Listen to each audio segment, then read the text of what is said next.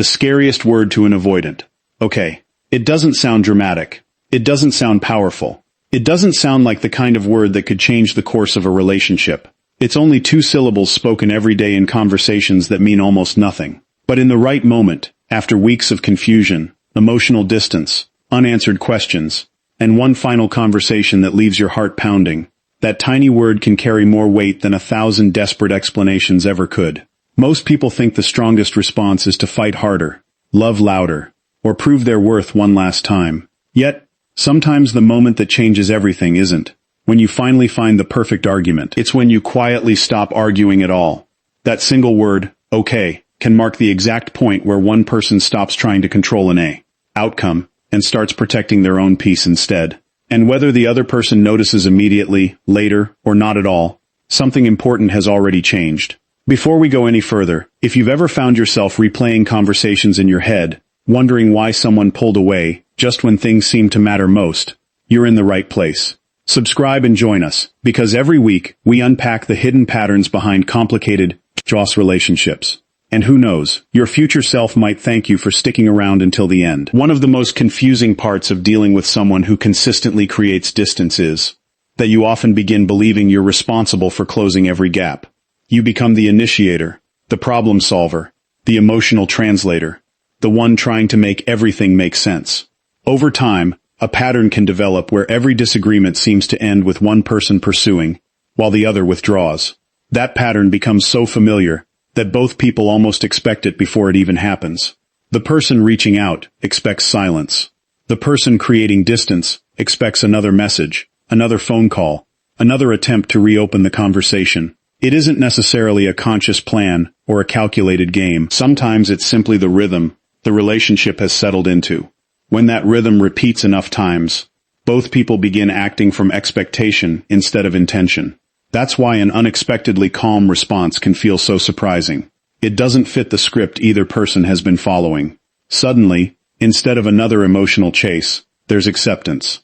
Instead of another attempt to change someone's mind, there's space. And that space can feel incredibly unfamiliar. Here's where things become especially interesting. Human beings are remarkably good at predicting familiar outcomes. We prepare ourselves for conversations we've had a dozen times before. We rehearse responses. We brace for conflict. When reality unfolds exactly as expected, even if it's unpleasant, there's a strange sense of certainty. But when someone responds in a completely unexpected way, certainty disappears.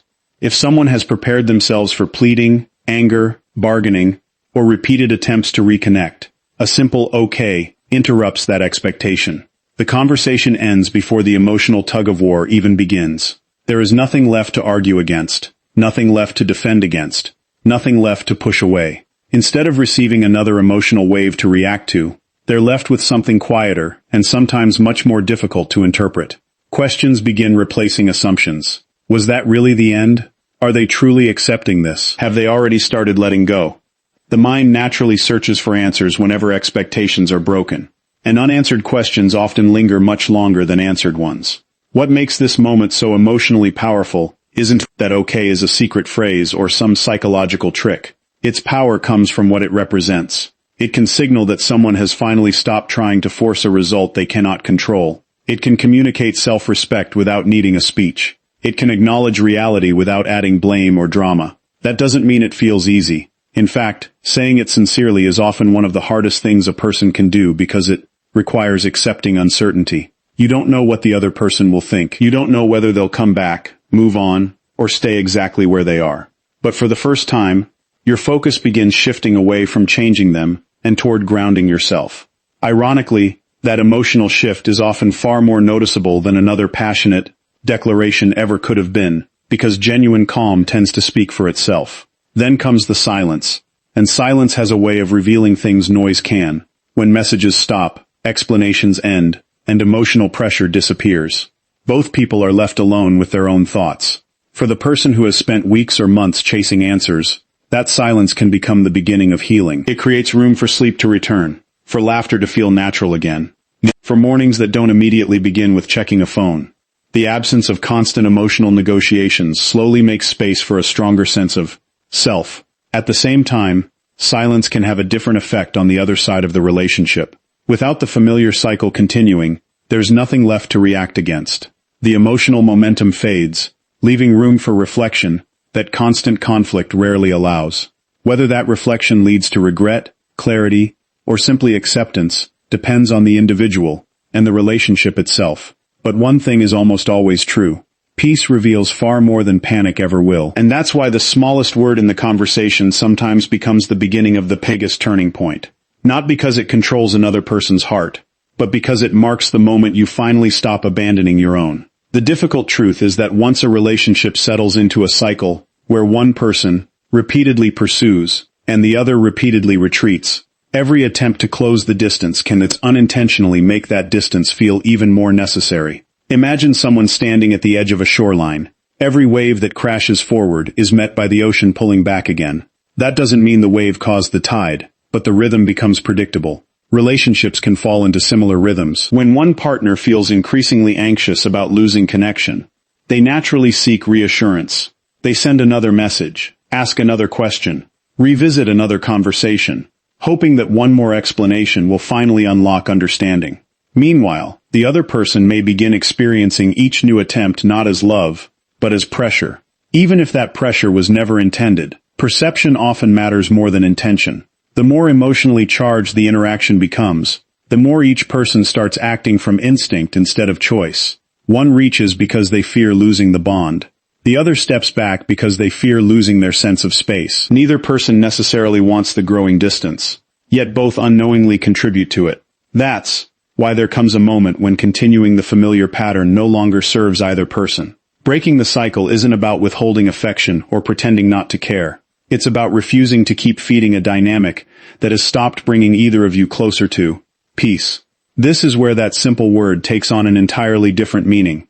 Okay? Is often misunderstood because people hear resignation when what may actually be present is acceptance. There is an enormous difference between giving up on yourself and accepting what you cannot force. Acceptance doesn't mean your feelings suddenly disappear. It doesn't mean the memories lose their importance overnight. It doesn't even mean you stop hoping that life might one day bring clarity. It simply means you stop demanding that clarity arrive on your schedule. You stop believing your value depends on persuading someone else to stay. That quiet shift changes something inside you long before anyone else notices it. Your nervous system gradually stops living in a constant state of anticipation. Every notification no longer feels like it could determine your future. Every hour without contact no longer feels like proof that you weren't enough. You begin reclaiming emotional energy that was once consumed by trying to solve a puzzle with missing pieces. Ironically, this inner stability often becomes more noticeable than any grand emotional declaration ever could have been. Calm has a way of communicating confidence without speaking very loudly at all. If distance continues after that moment, something else often begins to unfold, though not always in the way people expect. Sometimes the first emotion that follows separation is relief. Relief from difficult conversations, relief from tension, relief from uncertainty that existed inside the relationship itself. That experience isn't unique to any particular attachment style. Many people, regardless of personality, can initially feel lighter after leaving a relationship that had become emotionally exhausting. But relief is rarely the end of the emotional journey. Once the immediate pressure fades, daily routines slowly return, and the silence that once felt comforting can become more noticeable. Familiar habits suddenly carry reminders. Ordinary places hold unexpected memories. A song, a restaurant, an evening drive, or even the absence of a daily message can create moments of reflection that weren't possible while emotions were running high. Reflection doesn't guarantee reconciliation, nor does it always produce regret. Sometimes it simply allows a person to process what constant conflict had drowned out. Space has a remarkable way of revealing emotions that urgency often keeps hidden. As that reflection deepens, curiosity can quietly replace certainty. During the relationship, it may have seemed obvious how each conversation would unfold. One person would reach out, the other would hesitate, and the familiar pattern would repeat itself. But when that pattern suddenly stops, unanswered questions naturally begin to appear. What are they doing now? Have they found peace? Are they happier without me? Did they truly mean it when they accepted the ending so calmly? These questions don't necessarily arise because someone wants to return. They arise because the human mind dislikes unfinished stories. We instinctively search for endings that make sense. When the final chapter arrives without the expected emotional confrontation, it leaves room for imagination to fill in the blanks. Ironically, certainty often ends emotional investment faster than mystery does. When every outcome is predictable, the mind eventually moves on. When important questions remain unanswered, attention has a tendency to revisit them. That's why genuine acceptance can sometimes linger in another person's thoughts longer than repeated attempts to persuade them ever did. It isn't because silence is magical. It's because unanswered questions naturally invite reflection. That reflection may eventually lead to subtle forms of observation. Someone might wonder how you're doing without ever asking directly. They may notice changes through mutual acquaintances or public updates, or simply imagine what your life looks like now. It's important not to romanticize this possibility, or assume it always happens. People respond to endings in countless different ways, and no one can predict another person's emotional timeline with certainty. The real transformation isn't found in whether someone is quietly watching from a distance. It's found in what happens while you're no longer watching them. As your attention gradually returns to your own life, you begin rediscovering parts of yourself that had been overshadowed by the relationship. You reconnect with interests that once brought genuine joy. You invest time in friendships that remind you who you are, outside of romantic uncertainty. You start making decisions because they align with your values, instead of because they might influence someone else's choices. That quiet rebuilding is easy to overlook because it doesn't create dramatic moments. Yet, it is often the most significant change of all. Whether another person notices your growth is ultimately outside your control. The deeper victory is that you begin noticing it yourself. And once your sense of identity no longer depends on another person's closeness or distance, you'll step into a kind of emotional freedom that no relationship can either give or take away. As your attention settles back into your own life, something subtle begins to happen that many people overlook because it doesn't arrive with fireworks or dramatic revelations. Emotional independence starts replacing emotional dependence. At first, it feels unfamiliar. You wake up expecting to check for a message before remembering that your morning no longer revolves around someone else's decisions. You hear a song that once would have sent you spiraling, but instead of spending hours replaying old conversations, you simply acknowledge the feeling and keep moving forward. That doesn't mean you've stopped caring. It means your emotions are no longer driving the car. They're sitting in the passenger seat where they belong. This is the kind of confidence that can't be manufactured by pretending not to care. It isn't about posting carefully chosen photos trying to appear happier than you really are, or hoping someone notices how well you're doing. Those performances eventually collapse because they're built on the hope of being seen. Genuine emotional independence is quieter than that. It happens when you realize that whether another person approves of your healing has become irrelevant to the healing itself. Ironically, people often become most emotionally grounded when they stop trying to appear emotionally unshaken. They simply begin living again. That quiet authenticity has a presence that no strategy can imitate because it isn't trying to convince anyone of anything. It simply exists. Of course, emotional distance doesn't erase emotional conflict. In fact, once the noise fades, many people experience an internal struggle they rarely show anyone else. It is entirely possible to miss someone while still believing the relationship couldn't continue as it was. It is possible to remember beautiful moments while also remembering the pain. Human emotions are rarely as simple as choosing one feeling over another. They often exist side by side, creating tension that can't be resolved overnight. One part of the heart longs for familiarity, while another remembers why change became necessary. That's why silence should never be mistaken for certainty. Some people process emotions externally through conversation. Others process them privately through reflection. There is no universal timeline, and there is certainly no guarantee that every ending leads to regret or reconciliation. What matters far more is recognizing that another person's internal process belongs to them. Trying to manage it, predict it, or accelerate it only pulls you back into the exhausting habit of carrying emotional responsibilities that were never yours to begin with. The healthiest relationships are built when two people willingly bring their emotional honesty to the table, not when one person spends every day trying to guess what the other is secretly feeling.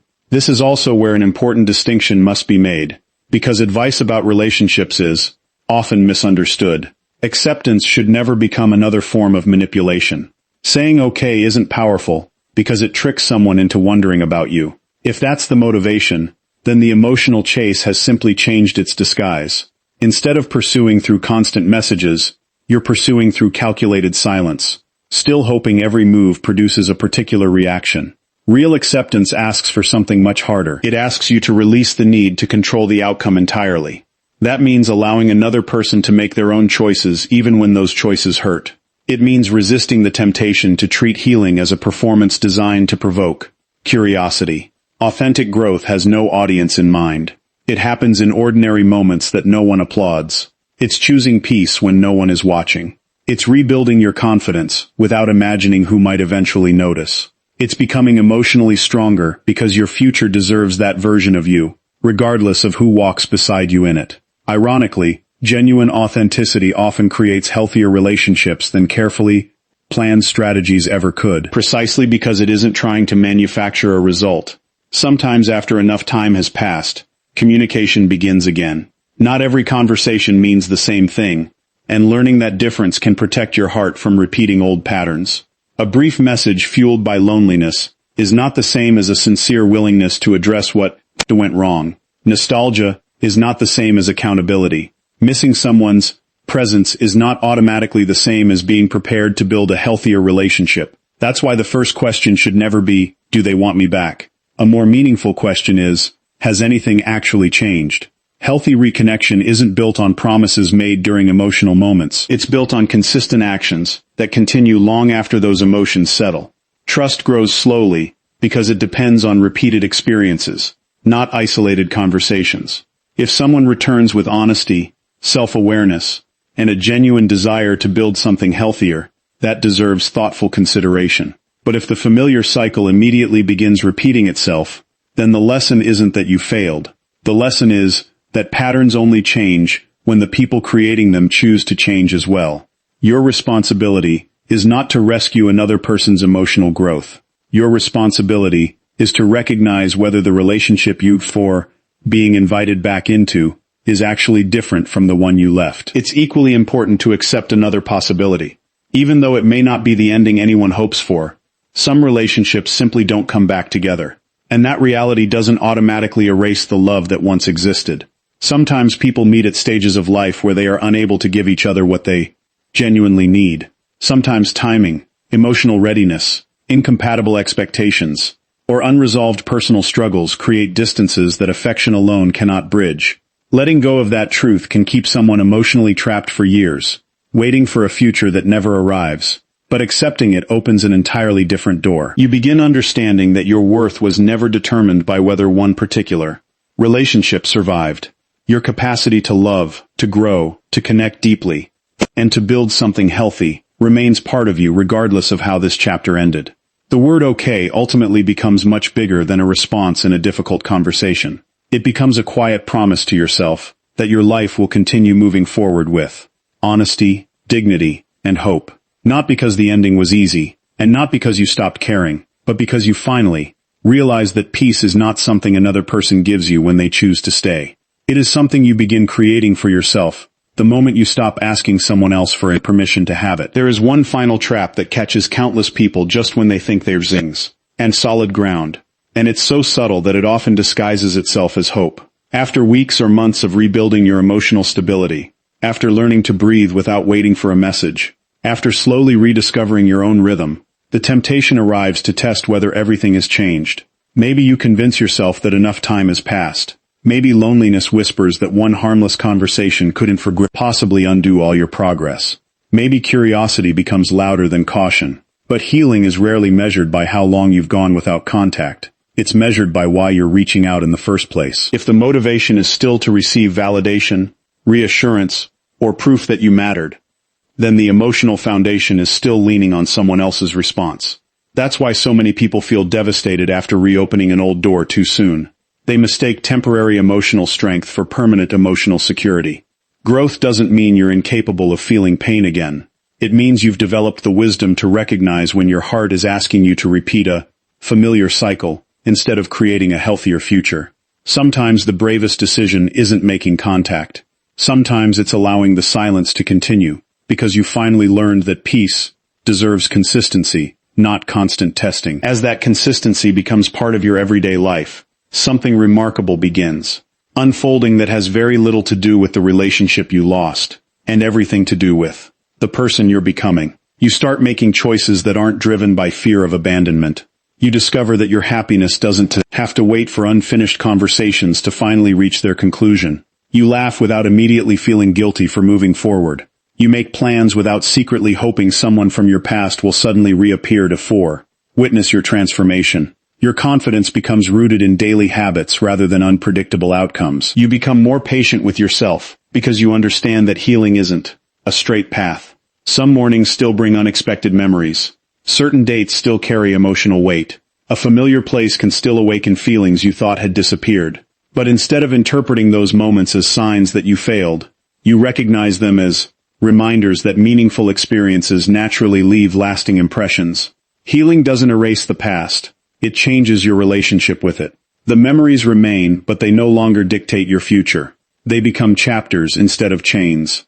Ironically, this is often the point where other people begin noticing something different about you, though not always in the way you imagined. It isn't because you've become louder or more impressive.